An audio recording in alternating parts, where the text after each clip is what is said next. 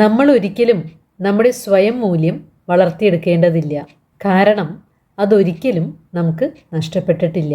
നമ്മൾ ജനിച്ചത് മൂല്യമുള്ള വ്യക്തികളായിട്ടാണ്. എന്നാൽ കാലക്രമേണ കുറ്റപ്പെടുത്തലുകളും താരതമ്യങ്ങളും മറ്റുള്ളവരുടെ പ്രതീക്ഷകൾക്കൊത്ത് വളരാൻ കഴിയാത്തതും മറ്റും സത്യത്തെ മറന്നുകളയാൻ കാരണമാകാറുണ്ട്.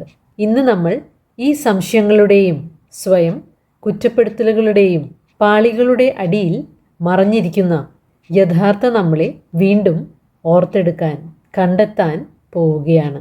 നമ്മുടെ മൂല്യം നിർണ്ണയിക്കപ്പെടുന്നത് നമ്മുടെ വിജയങ്ങളുടെയോ മറ്റുള്ളവരിൽ നിന്നുള്ള അംഗീകാരങ്ങളുടെയോ പെർഫെക്ഷൻ്റെയോ അടിസ്ഥാനത്തിലല്ല. അത് ജനിക്കുമ്പോഴേ നമുക്കുള്ളതാണ്. അത് നമ്മുടെ എസൻസിൻ്റെ, സത്തയുടെ ഭാഗമാണ്. അതുകൊണ്ട് നമ്മുടെ മൂല്യത്തെ ഏൺ ചെയ്യാൻ, നേടിയെടുക്കാൻ ശ്രമിക്കുന്നതിന് പകരം ഒരു നിമിഷമെടുത്ത് അതുമായി റീകണക്ട് ചെയ്യുവാനാണ് നമ്മൾ ശ്രമിക്കേണ്ടത്. ഇന്നത്തെ പ്രാക്ടീസിലേക്ക് കടക്കാം. ഒരു കണ്ണാടിയുടെ മുന്നിൽ നിന്നുകൊണ്ട് കണ്ണുകളിലേക്ക് നോക്കാം.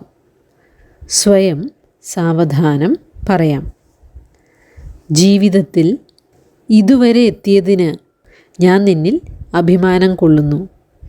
ഇപ്പോൾ നീ ആയിരിക്കുന്ന അവസ്ഥയിൽ തന്നെ നീ സ്നേഹത്തിനും സമ്പത്തിനും സമാധാനത്തിനും സന്തോഷത്തിനും യോഗ്യയായ വ്യക്തിയാണ്.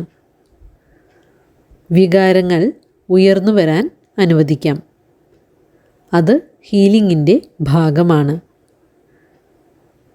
ഇനി ആഴത്തിൽ ഒരു ശ്വാസമെടുക്കാം.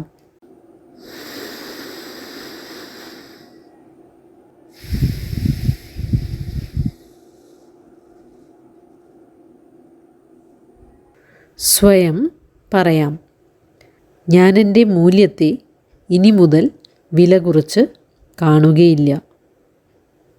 ഇന്നത്തെ ഇൻറ്റൻഷൻ: ഞാൻ മതിയായവനാണ്. ഐ ആം ഇനഫ് എന്ന് ഞാനിന്ന് തിരിച്ചറിയുന്നു.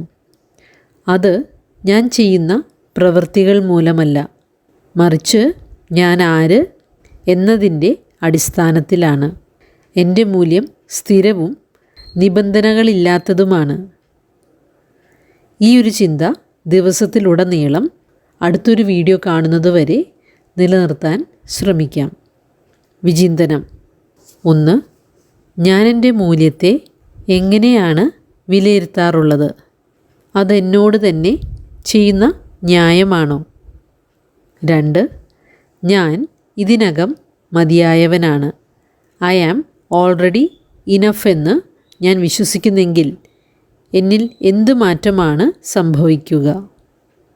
ഈ ചോദ്യങ്ങൾക്ക് അടുത്തൊരു വീഡിയോ കാണുന്നതിന് മുൻപ് ഉത്തരം കണ്ടെത്താൻ ശ്രമിക്കുക. നന്ദി.